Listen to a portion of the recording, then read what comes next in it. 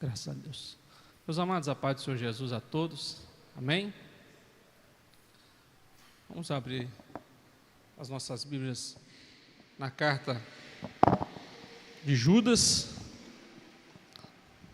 para dar sequência, e Deus querendo, hoje finalizaremos, né? A leitura da epístola de Judas.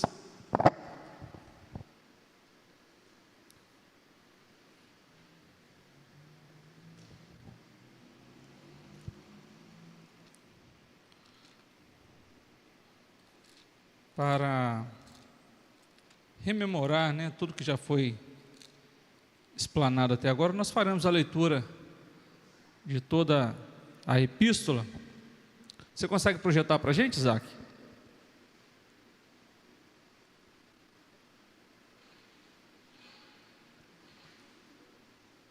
Depois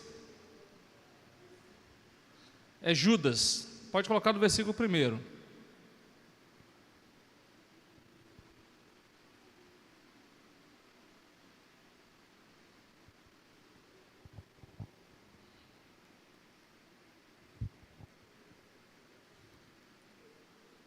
Isso, vamos fazer a leitura.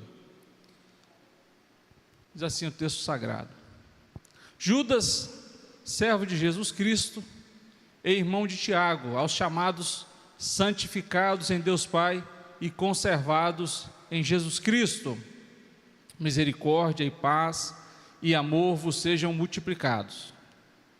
Amados, procurando eu escrever-vos com toda a diligência acerca da salvação comum, tive por necessidade escrever-vos e exortar-vos a batalhar pela fé que uma vez foi entregue aos santos. Porque se introduziram furtivamente alguns, os quais já antes estavam escritos para este mesmo juízo, homens ímpios, que convertem em dissolução a graça de Deus e negam a Deus, o único dominador e Senhor, nosso Jesus Cristo. Mas quero lembrar-vos, como a quem já uma vez soube isto, que, havendo o Senhor salvo um povo, retirando-o da terra do Egito, destruiu depois os que não creram.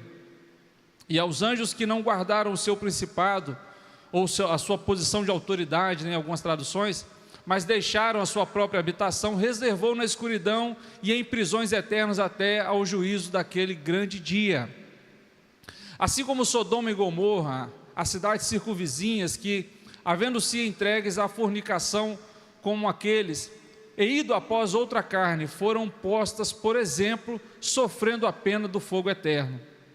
E contudo também estes, semelhantemente adormecidos, contaminam a sua carne e rejeitam a dominação e difamam as dignidades. Mas o arcanjo Miguel, quando contendia com o diabo e disputava a respeito do corpo de Moisés, não ousou pronunciar juízo de maldição contra ele, mas disse: o Senhor te repreenda. Estes, porém, dizem mal do que não sabem, e naquilo que naturalmente conhecem, como animais irracionais se corrompem. Ai deles, porque entraram pelo caminho de Caim, e foram levados pelo engano do prêmio de Balaão, e pereceram na contradição de Coré. Estes são manchas em vossas festas de amor, banqueteando-se convosco, e apacentando-se a si mesmos, sem temor. São nuvens sem águas, levadas pelos ventos de uma para outra parte. São como árvores murchas, infrutíferas, 2 vezes mortas, desarraigadas. Ondas impetuosas do mar, que espumam as suas mesmas abominações, estrelas errantes, para as quais está eternamente reservada a negrura das trevas. E destes profetizou também Enoque, o 7º depois de Adão, dizendo: eis que é vindo o Senhor com milhares de seus santos, para fazer juízo contra todos e condenar, dentre eles, todos os ímpios, por todas as suas obras de impiedade, que impiamente cometeram, e por todas as duras palavras que ímpios pecadores disseram contra ele. Estes são murmuradores, queixosos da sua sorte, andando segundo as suas concupiscências, e cuja boca diz coisas muito arrogantes, admirando as pessoas por causa do interesse. Mas vós, amados, lembrai-vos das palavras que vos foram preditas pelos apóstolos de nosso Senhor Jesus Cristo, os quais vos diziam que nos últimos tempos haveria escarnecedores que andariam segundo as suas ímpias concupiscências. Estes são os que a si mesmos se separam, sensuais, que não têm o Espírito. Mas vós, amados, edificando-vos a vós mesmos, sobre a vossa santíssima fé, orando no Espírito Santo, conservai-vos a vós mesmos no amor de Deus, esperando a misericórdia de nosso Senhor Jesus Cristo para a vida eterna. E apiedai-vos de alguns, usando de discernimento, e salvai alguns com temor, arrebatando-os do fogo, odiando até a túnica manchada da carne. Ora, aquele que é poderoso para vos guardar de tropeçar, e apresentar-vos irrepreensíveis, com alegria, perante a sua glória, ao Deus único, sábio, Salvador nosso, seja glória e majestade, domínio e poder, agora e para todo sempre. Amém. Vamos orar? Pai, em nome de Jesus Cristo, nós lemos a Tua palavra e pedimos a iluminação do Teu Espírito Santo sobre as nossas vidas nessa noite. Senhor, que o Senhor possa estar nos ensinando as Tuas verdades, em nome de Jesus. Amém.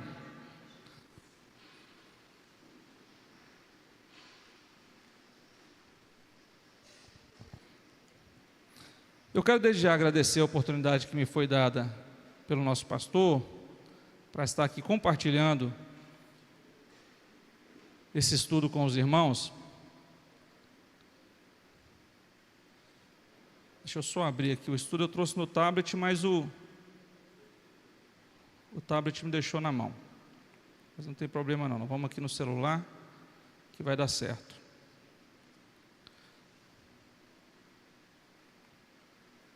Os meus predecessores que iniciaram o estudo dessa carta, informaram os irmãos, pormenorizado, versículo a versículo. Vou fazer apenas um resumo introdutório para a gente já avançar diretamente para o versículo 20.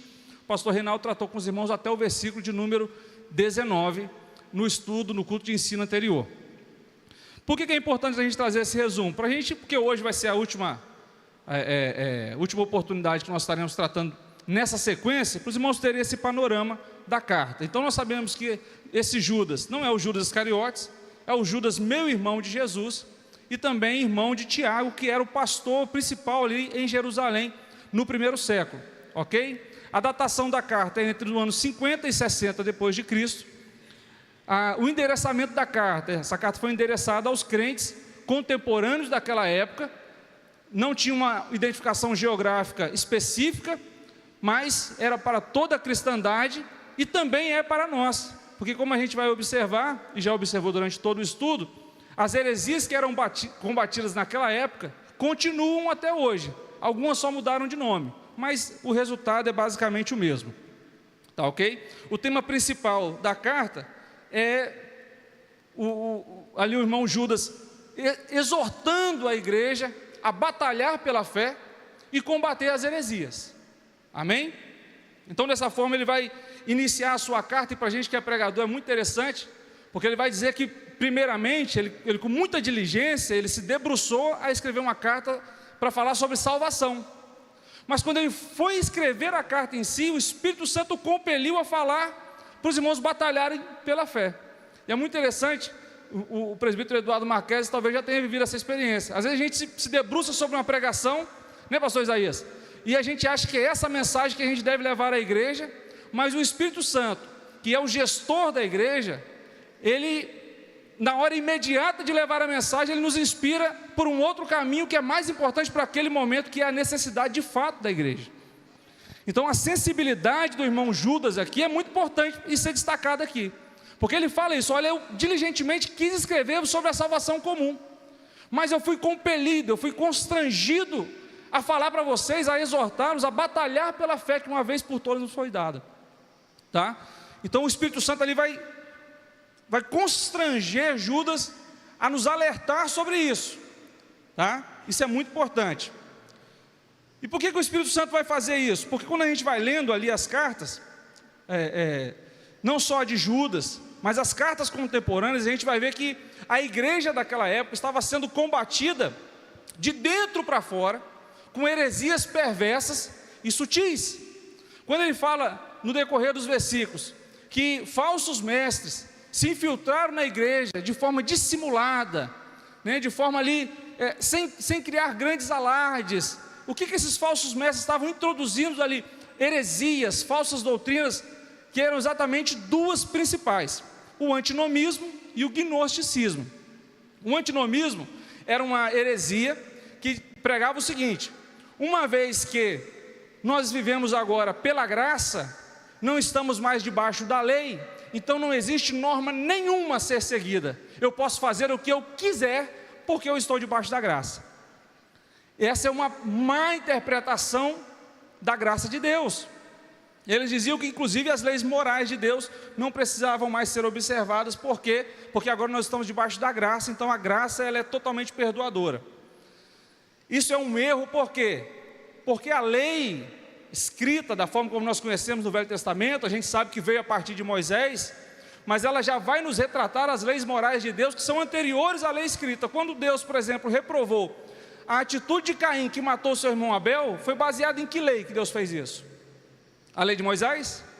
Não, porque a lei de Moisés não havia sido escrita, mas baseado nas próprias leis morais de Deus, que sempre existiram e sempre existirão. Por quê? Porque Deus é eterno, e as leis morais de Deus exalam do seu próprio caráter, porque Deus é um ser moral. Amém? Então, esse antinomismo que vem dizer o seguinte: não, agora nós estamos na graça, não existe mais regra nenhuma, não existe norma nenhuma a ser seguida. Era uma das heresias que era pregada naquela época, por pessoas que estavam já inseridas com algum nível de autoridade dentro da própria igreja, tá, irmãos? Isso aqui não é o mundo que está combatendo a igreja, isso aqui não é alguém de fora que está vindo querer confrontar a igreja com esses ensinamentos errados, não. É por isso que o Espírito Santo inspira Judas para tratar desse assunto com muita urgência, porque isso era algo que era pregado por pessoas de dentro da própria igreja. Os irmãos estão me entendendo até aqui? Então essa era uma das heresias. A segunda era o gnosticismo. No final das contas, o resultado das duas é o mesmo, que é exatamente o quê? Uma libertinagem para que a pessoa que se diz crente possa fazer qualquer tipo de imoralidade, pecado, e se ancorando numa falsa interpretação da graça. O gnosticismo, ele já dizia o seguinte, que ninguém era salvo pela graça mediante a fé, mas a pessoa ela poderia ser salva mediante o conhecimento. Quanto mais ela conhecesse da lei, quanto mais ela conhecesse de filosofia, quanto mais ela conhecesse das coisas de Deus, mais próxima ela estava da salvação. O gnosticismo trabalhava o dualismo, onde a matéria é essencialmente má e o espírito é essencialmente bom. Diante disso, ela negava a criação de Deus, porque Adão, por exemplo, foi criado em matéria, mas antes do pecado original, era totalmente bom. Somente após o pecado original, que veio o conhecimento do bem e do mal, e aí passou a praticar o pecado. Então ele negava a criação de Deus. O gnosticismo também se posicionava de forma a não crer na ressurreição, a não crer na encarnação de Jesus, porque Jesus teria se materializado. A gente sabe que Jesus ele foi 100% Deus, mas também foi 100% homem. Então o gnosticismo negava a encarnação de Cristo. Por quê? Porque dizia que Cristo, sendo perfeito e completamente santo, jamais encarnaria, porque a matéria é má. Então o gnosticismo negava a encarnação, consequentemente a morte e ressurreição de Cristo. Quando Paulo diz que se nós não cremos que Cristo ressuscitou, é vã a nossa pregação, ele estava combatendo exatamente o gnosticismo. Consegue identificar? Porque o gnosticismo pregava exatamente essas coisas. Portanto, o resultado final do gnosticismo também era uma libertinagem, porque dizia o seguinte: já que a matéria é completamente má, não importa o que eu pratique, o que eu faça na carne. Por quê? Porque a carne já é má. Então eu posso praticar toda sorte de pecado, Deus me entende e no final salvará o meu espírito, porque o meu espírito é bom, a minha carne é má. Então eles queriam ali uma autorização, mediante a graça de Deus, para cometer toda sorte de pecado. E aí os irmãos vão observar que durante todos os versículos que foram estudados aqui nos cultos de ensino anteriores, Judas vai descrever as características desses falsos mestres e os resultados desses falsos ensinos. Os irmãos que acompanharam a sequência do ensino vão observar isso de forma muito clara, ok? Os irmãos entenderam essa parte até aqui? Vamos seguir para a gente aproveitar bastante o tempo.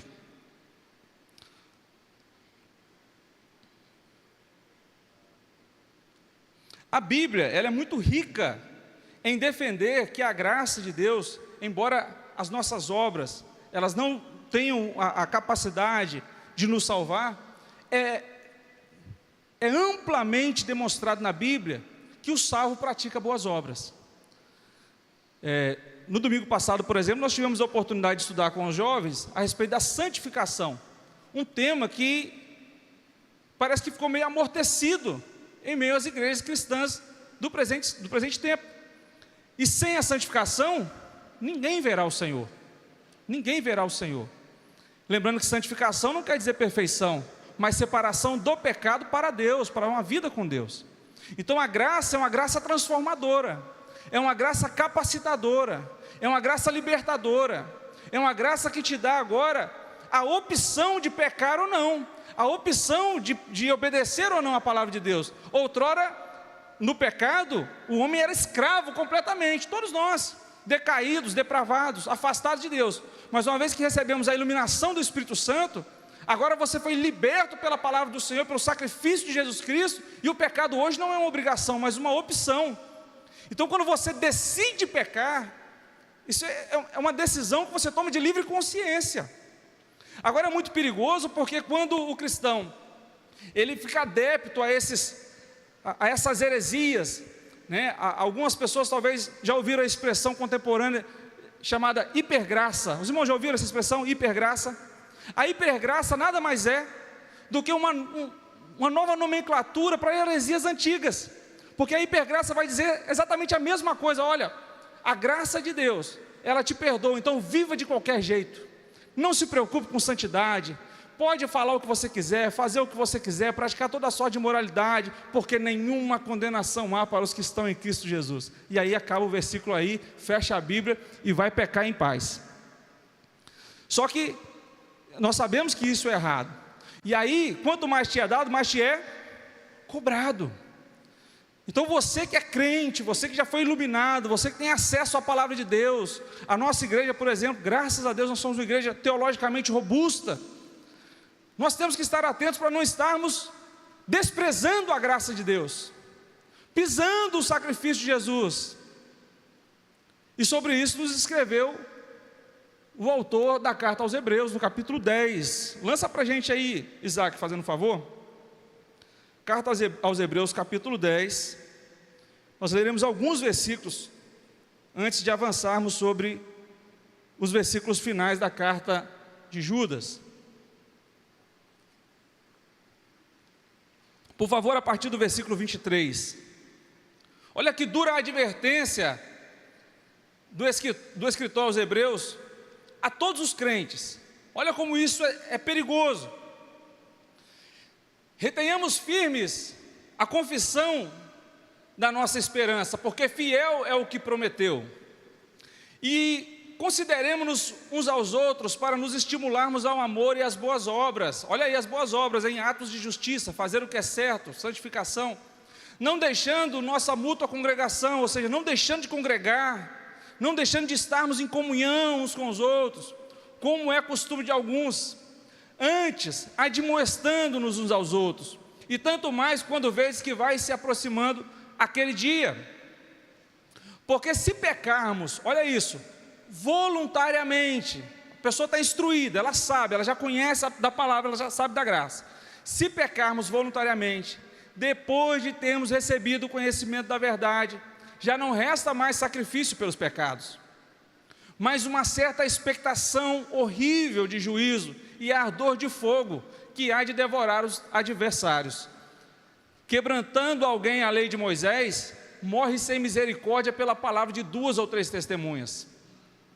De quanto maior castigo cuidais vós, será julgado merecedor aquele que pisar o Filho de Deus e tiver por profano o sangue da aliança com que foi santificado e fizer agravo ao Espírito da graça. Porque bem conhecemos aquele que disse: minha é a vingança, eu darei a recompensa, diz o Senhor. E outra vez, o Senhor julgará o seu povo. Horrenda coisa é cair nas mãos do Deus vivo. Até aí. Vocês entenderam o que o autor aos Hebreus está dizendo aqui? Ele não está pregando para ímpio. Ele está dizendo para a igreja: você que conhece a verdade, você que tem prazer no pecado, que peca deliberadamente, que sabe que o que está fazendo é errado, mas se agarrou ao pecado, não quer autorrenúncia, não quer santificação, não quer se afastar do mal, você está pisando no sacrifício de Jesus, você está desprezando o Espírito da graça. Então, não há salvação para essa pessoa. Não há salvação para essa pessoa. E ele faz essa exortação que é dura, né, pastor? Olha, Deus vai se vingar de você, tá? Deus vai te pegar, porque você conhece a verdade, e você está zombando do sacrifício de Jesus. Irmão, foi preço de sangue, e não foi sangue de bode, de cabrito, de boi, foi o sangue do Filho de Deus. Cuidado com as heresias. A graça não nos dá permissão para pecar. A graça nos habilita a viver uma vida de santidade na presença do Senhor. Nós não podemos mais ter prazer no pecado. Então, agravado sobre essa importante exortação, é que Judas vai escrever essa carta, advertindo os irmãos. E os irmãos observam que ali no início ele vai dizer: vocês lembram do povo lá de Israel, que Deus tirou do Egito, e todos eles morreram depois, aquela geração morreu no deserto porque não creram? Então guarda o que tens, para que ninguém tome a tua coroa. Amém, igreja? É nesse clima que Judas vai discorrendo a sua epístola. E agora no versículo 20, ele vai dizer: mas vós, amados, edificando-vos a vós mesmos, sobre a vossa santíssima fé, orando no Espírito Santo. Agora ele vai cessar de falar sobre as características e os resultados dos hereges e suas heresias, e vai se voltar agora a uma palavra de ânimo para a igreja. E nessa palavra de ânimo ele vai nos falar algo que é muito interessante. Mas vós, amados, edificando-vos a vós mesmos. Há uma responsabilidade pessoal. Nós temos a palavra de Deus, nós temos a igreja como nossa coerdeira que nos ajuda, o pastor Valdeni que ora por mim, os obreiros oram por vocês, vocês oram pelos obreiros, nós estamos aqui nos ajudando mutuamente. Nós temos o Espírito Santo que é o nosso consolador. Mas você tem a sua responsabilidade pessoal. Você precisa orar, você precisa orar. Você precisa ler a sua Bíblia. Você precisa levantar-se de sua casa, se animar e vir participar dos cultos, não deixando de congregar como alguns fazem, né, como nos alertou ali o escritor aos Hebreus. Você precisa se esforçar para ter comunhão com os irmãos. Existe uma responsabilidade pessoal para a sua auto-edificação. Porque existem pessoas que vivem escoradas, querem viver uma vida a reboque dos outros. Então só vai para os trabalhos da igreja se os amigos forem, só ora se o amigo orar, só faz se o amigo fizer. O ano passado nós esmiuçamos o tema sobre maturidade cristã, e podemos observar que algumas pessoas sofrem de nanismo espiritual, porque uma vez regenerados, nascidos novamente em Cristo, não se desenvolvem plenamente, ficam eternas crianças espirituais, pirracentas, chorosas, altamente dependentes daquilo que as pessoas ao seu redor estão fazendo para você. Há um bebê espiritual, isso é muito aceitável, mas a pessoa precisa, ao passar dos anos, ao passar do tempo, crescer, amadurecer espiritualmente, começar a caminhar com as próprias pernas. Isso não é total independência, isso é autoedificação. Nós podemos trazer excelentes pregações que edificarão a sua vida, Mas nada substitui o seu devocional, você abrir a sua Bíblia, você dobrar o seu joelho na sua casa, no seu quarto, na sua intimidade, e ter o seu momento com Deus, que é o seu Pai. Algumas pessoas, elas se relacionam com Deus por meio de terceiros. É como se você conhecesse alguém que é muito íntimo de uma pessoa famosa. Aí você até participa de festas em que essa pessoa famosa está, mas você não o conhece pessoalmente. Às vezes você está no mesmo ambiente que ela, porque você foi com alguém que conhece. Aleluia.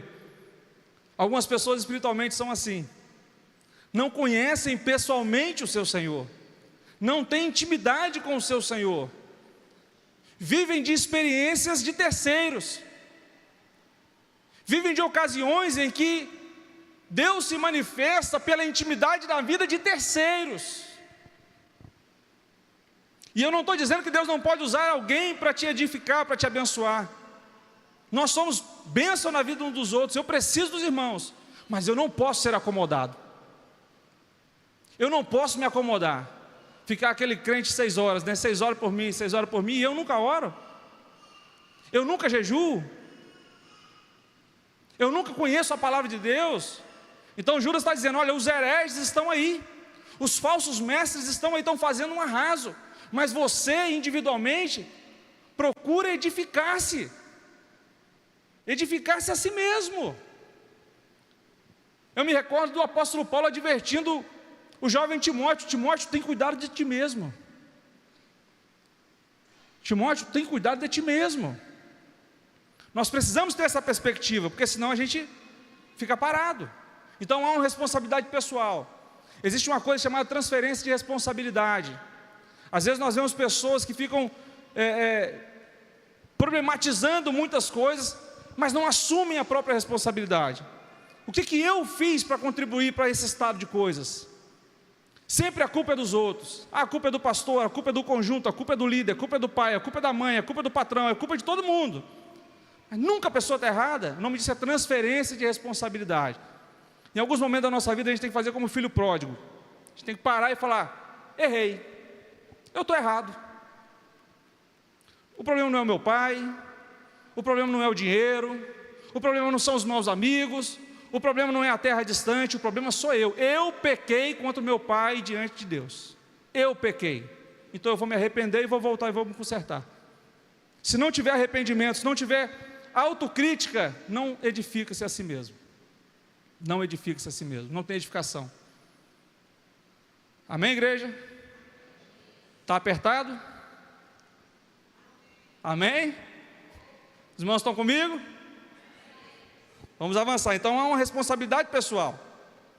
Agora nós também não podemos ignorar, irmãos, o essencial auxílio do Espírito Santo. Ele está dizendo, você tem que edificar-se a si mesmo, você precisa orar para isso, mas você não vai orar sozinho. Você tem o seu amigo, o Espírito Santo, que vai orar por você. Há alguns teólogos pentecostais que interpretam isso aqui como orar em línguas. E eu não digo que está totalmente errado, porque o apóstolo Paulo, na sua primeira carta aos Coríntios, ali nos capítulos 12, 11, 12 principalmente, onde ele está tratando da administração dos dons espirituais, ele é muito claro em dizer que aquele que fala em línguas, edifica-se a si mesmo. Não é errado orar em línguas. Mas eu acho que o texto não está falando só sobre isso. O texto está sendo muito mais amplo, dizendo que o Espírito Santo, ele está ali como um modulador da nossa oração. Nós precisamos orar com o Espírito. Não ignore o Espírito Santo. Não despreze o Espírito Santo. Faça questão, quando for orar, chame ele. Espírito Santo, eu necessito da sua presença. Eu necessito da sua orientação. Isso é fundamental, irmãos. Isso é fundamental. O apóstolo Paulo, escrevendo aos Romanos, ele vai dizer que o Espírito Santo, ele intercede por nós, com gemidos inexprimíveis, porque nós não sabemos como convém orar. Então nós somos falhos. Às vezes a gente até querendo fazer o certo, a gente faz errado. E o Espírito Santo vai nos ajudando, nos inspirando a orar da forma correta e modulando a nossa oração com Deus. Amém? No versículo 22, ele vai dizer ele vai nos alertar sobre a nossa função em relação às pessoas que já foram enganadas ou estão em dúvida.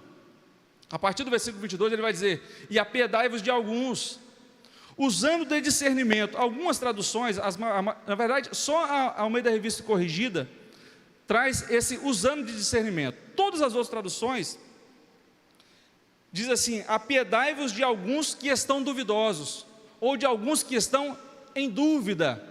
Por quê? Porque a heresia, ela no mínimo, para uma pessoa que não está alicerçada na palavra, ela traz dúvida. E se Satanás conseguiu colocar dúvida, ele tirou a convicção. Se tirou a convicção, abalou a fé. E sem fé é impossível agradar a Deus. Às vezes a estratégia de Satanás, irmãos, não é nos contar uma mentira absurda que você fala: está de brincadeira comigo, isso aí está repreendido em nome de Jesus. Ele vem com sutileza para despertar dúvida. O camarada não saiu da igreja, pastor. Ele não deixou de ser obreiro, Marquese. Mas dentro do coração, no íntimo do seu âmago, ele está ali todo duvidoso. Será que é isso mesmo? Será que a Bíblia é verdade? Será que Jesus vai voltar? Será que eu devo seguir dessa forma? Será que é essa a igreja? Então, a todos nós, vem esse alerta de Judas, que nós devemos nos apiedar, ajudar, consolar, exortar, puxar a orelha, suportar os duvidosos. E ele acrescenta no versículo 23: e salvai alguns com temor, arrebatando-os do fogo, odiando até a roupa manchada da carne. E aí a gente deve entender que nós devemos estar comprometidos com a evangelização. Nós devemos estar comprometidos com a verdade. Nós devemos estar comprometidos com a palavra. E nós devemos estar comprometidos uns com os outros. Se eu vejo o meu irmão pecar, e eu não exorto, e exortar não é ser ignorante. Exortar não é maltratar. Exortar é uma palavra de ânimo. Exortar é o irmão me vir fazendo algo errado: irmão Tiago, em nome de Jesus, você é um obreiro do Senhor, mas eu estou contando com você, volta para cá. Vem cá, vamos orar. Dá um bom conselho. Eu aprendi que você pode falar qualquer coisa com qualquer pessoa, desde que você fale com respeito e com educação. Salomão nos ensina que a palavra dita no tempo certo é como maçã de ouro em salva de prata. E aí a gente tem que saber o momento de falar. É claro que eu não vou esperar uma oportunidade que eu vou estar aqui me pronunciando ao plenário da igreja para exortar pessoalmente um irmão. Talvez não é a forma mais adequada. Mas se eu o chamar pessoalmente, conversar com ele e orientá-lo, talvez isso surta um efeito. Se ele me resistir, a palavra diz que eu devo chamar testemunhas. É isso, pastor? Se ele resistir, eu levo à igreja. É assim que Jesus nos ensinou. Porque a gente deve cuidar um do outro, irmão.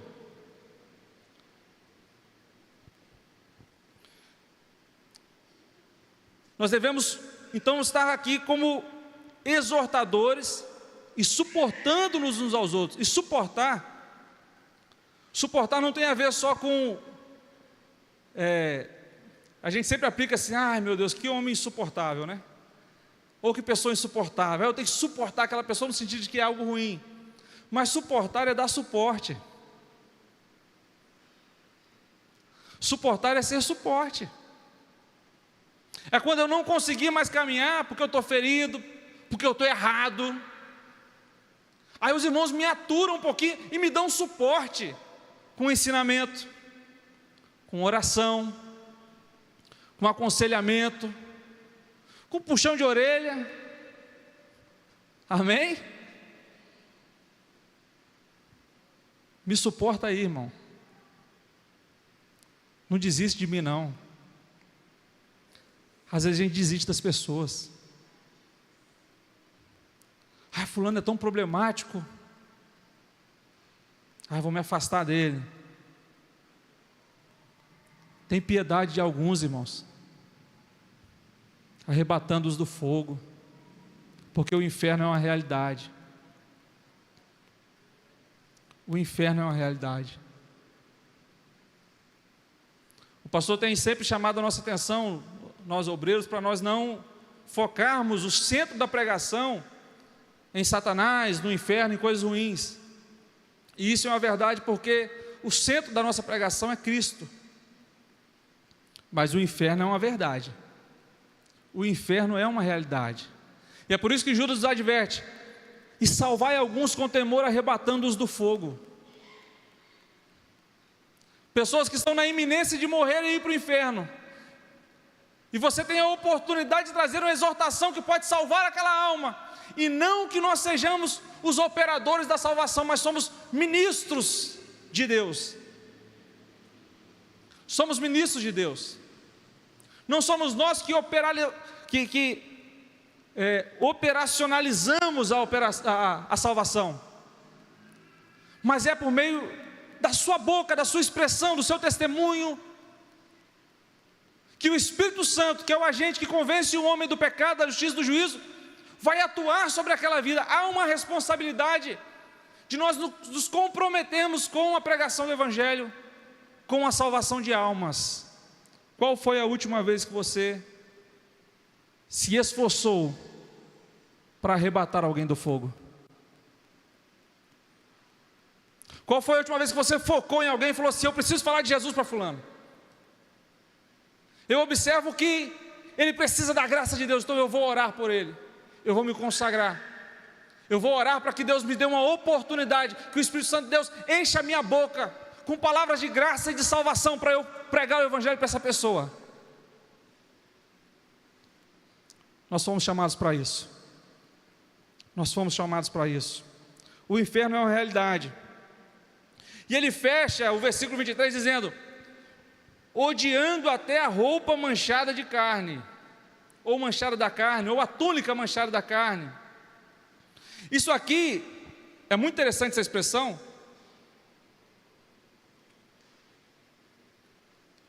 que é uma expressão idiomática, que Judas vai nos alertar, dizendo o seguinte: você precisa se relacionar com o pecador, não com o pecado que ele pratica. Você precisa conviver com o pecador, sem praticar o pecado que ele pratica. Você precisa amar o pecador, sem aprovar, sem concordar e sem praticar o pecado.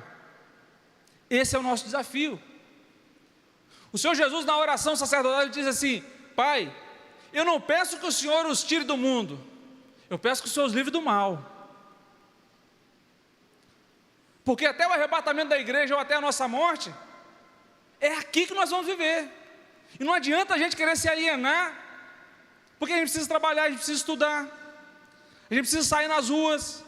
Os irmãos que são comerciantes, são empreendedores, precisam receber os seus clientes. Não tem como fugir. Mas você precisa estar bem posicionado como crente, saber de onde você veio, onde você está, para onde você está indo, e saber que você não pode se contaminar. A gente vai odiar o pecado, amando o pecador, sem aprovar a sua conduta. É um desafio, irmãos. E Judas está nos alertando para isso. No final, a partir do versículo 24, os versículos 24 e 25, algumas Bíblias trazem ali uma perícope escrito doxologia. A palavra, obrigado pastor, a palavra doxologia significa palavra de glorificação, ou expressão falada de glória. E Judas ele vai expressar agora uma glorificação a Deus no fechamento de sua carta, após essas diversas exortações que ele faz ao povo de Deus. E ele vai dizer: ora, àquele que é poderoso para vos guardar de tropeçar, aleluia, e apresentar-vos irrepreensíveis com alegria perante a sua glória. Ao Deus único, sábio, Salvador nosso, seja glória e majestade, domínio e poder, agora e para todo sempre. Amém. Nessa doxologia, ele nos traz pelo menos 3 grandes verdades. A primeira, Deus é poderoso para nos guardar. Deus é poderoso para nos preservar. Nós precisamos contribuir com isso. A Bíblia nos alerta a sermos vigilantes, a estarmos atentos, a sermos homens e mulheres de oração, de leitura e obediência à palavra de Deus, de lançarmos mão do jejum para mortificarmos a nossa carne. Mas não podemos subestimar a grandeza e a misericórdia do nosso Deus, que é plenamente poderoso para nos guardar e nos preservar até aquele grande dia. Aleluia! Não é à toa que o Senhor Jesus, nos ensinando a orar, em uma das expressões, um dos princípios de oração ali que Ele vai nos ensinar, Ele diz: mas livrai-nos do mal. Não nos induz à tentação, mas livrai-nos do mal. Ele está nos ensinando, quando você for orar, peça ao Pai para te preservar. Peça ao Pai para te guardar. E às vezes a gente não ora assim, né? Senhor, me livra do pecado, me livra da possibilidade do erro, me livra da fraqueza carnal, me livra do engano das minhas concupiscências. Deus é poderoso para te preservar, Deus é poderoso para te guardar, e não guardar apenas fisicamente de acidentes, da violência, não, mas guardar a sua alma e preservá-lo salvo até aquele grande dia. Aleluia. A segunda grande verdade é que Deus é poderoso para nos levar para a sua glória. Se o inferno é uma realidade, o céu também é uma verdade. Aleluias. Muito mais do que nos amedrontarmos pela possibilidade do inferno, nós devemos nos alegrar com a realidade do céu. Eu tenho muito medo de pregar sobre o inferno e acabar despertando nas pessoas um relacionamento promíscuo com Deus, em que as pessoas vão se aproximar do Senhor muito mais por medo de ir para o inferno do que pelo prazer da sua presença. O inferno é uma realidade, mas o céu é uma verdade bíblica que nos espera. E o que há de melhor no céu é nós podemos desfrutar da presença do Senhor eternamente. Aleluias. É nós podemos olhá-lo face a face, sem nunca mais ter a possibilidade de entristecer o nosso Senhor, onde o pecado já não é mais uma possibilidade, onde os nossos corpos foram transformados em corpos de glória, onde a mentira, o erro, a dor já não existe mais. Mas nós poderemos desfrutar da presença do Senhor pelos séculos dos séculos até a eternidade. Se isso não te alegra, meu irmão, eu não sei mais o que pode te alegrar. Porque se nós servimos ao Senhor pensando apenas nas coisas deste presente século, nós somos os mais miseráveis dos homens. Os nossos olhos precisam estar fitos no céu. Nós não podemos nos esquecer que tem um céu nos aguardando. A gente precisa se esforçar, dar o nosso melhor, fazer tudo com excelência aqui. Mas ei, eu não sei você, mas eu estou indo para o céu. Eu quero ir para o céu, irmão. Eu não quero ficar aqui não. E último, Deus é digno de ser adorado de eternidade a eternidade. E é por isso que ele fecha ali dizendo: ao Deus único, sábio, Salvador nosso, seja glória, majestade, domínio e poder. As traduções mais tradicionais dizem: desde os séculos passados, e agora, e para todo sempre, de eternidade a eternidade, Ele é Deus. Nós precisamos entender essa grande verdade, que nós precisamos adorá-lo, não pelo que Ele faz, mas pelo quem Ele é. Ele é Deus, Ele precisa e merece ser adorado na beleza da sua santidade. Aleluias. Judas nos ensina todas essas coisas. A urgência da pregação de Judas chega até os nossos dias. Quando os escritores do Novo Testamento, das cartas, vão nos falar de um outro evangelho, de anátemas, de heresias, parece que eles escreveram isso hoje de manhã. Tão atual que é. Tão atual que é. Muitas coisas querem tirar o nosso foco. Muitas coisas querem deturpar, perverter a palavra de Deus. Mas nós, como igreja, como congregação do Senhor, precisamos resistir, sabendo que há essa responsabilidade pessoal, conhecendo a quem servimos, um Deus tão maravilhoso, um Deus que merece ser adorado plenamente, sabendo que nós estamos caminhando a passos largos para o céu, irmão. Tem um céu de glória te esperando, crente. Segura um pouquinho mais. Vamos chorar um pouquinho mais. Vamos perseverar um pouquinho mais. Me suporta um pouquinho mais aí, irmão. Aleluia. Lá no céu eu não vou ser enjoado desse jeito não, eu vou ser transformado. Aleluias.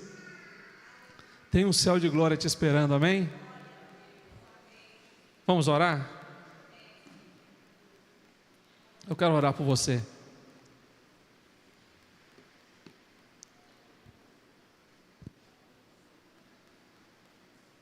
Pai, em nome de Jesus Cristo, eu quero orar pela Tua igreja nessa noite, Senhor. E diante da Tua palavra que foi ministrada às nossas vidas, Pai, nós queremos declarar que o Senhor é poderoso. Nós queremos, Senhor, declarar que nós estamos debaixo das Tuas misericórdias, reconhecer a Tua majestade, o Teu poderio. Senhor, reconhecer, ó Pai, que nós estamos aqui, Senhor, porque a Tua boa mão tem nos guardado e nos trazido até aqui, Deus. Eu quero pedir que o Teu Espírito Santo, ó Pai, possa estar falando nessa hora as palavras que eu não consegui pronunciar. Que o Teu Espírito Santo vá, ó Pai, ao encontro dessa alma nessa noite, que talvez está se sentindo desanimada, que talvez está em dúvida, Senhor, em relação ao Teu chamado, à Tua salvação. Deus, que o Teu Espírito Santo renove as vidas aqui nessa noite.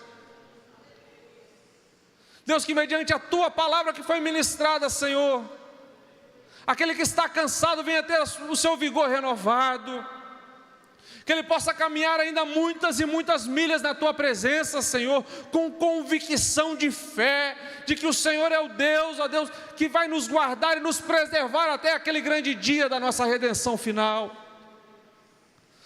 Deus, assim como os discípulos pediram ao Senhor Jesus, certa feita eu peço ao Senhor, aumenta a nossa fé, para que nós não possamos recuar nem 1 milímetro naquilo que o Senhor tem para nós.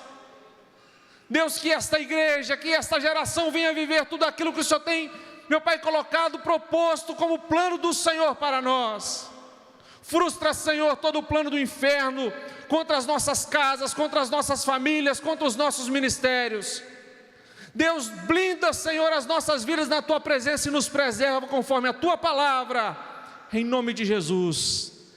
Amém. Deus abençoe, pastor Valdenir.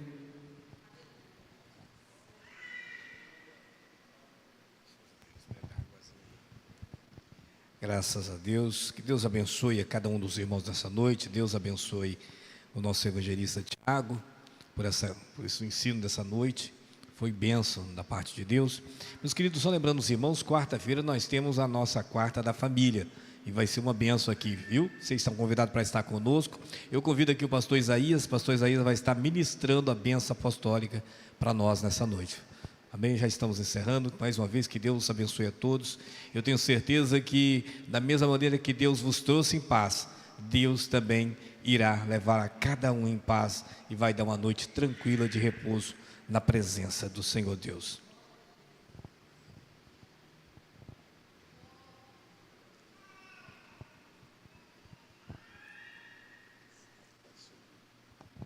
Boa noite, a paz do Senhor Estenda as mãos para cá comigo, que o amor de Deus, a graça de nosso Senhor Jesus Cristo e a doce consolação do Espírito Santo seja com todos que ama e que aguarda a vinda do Senhor Jesus, e todos digam amém.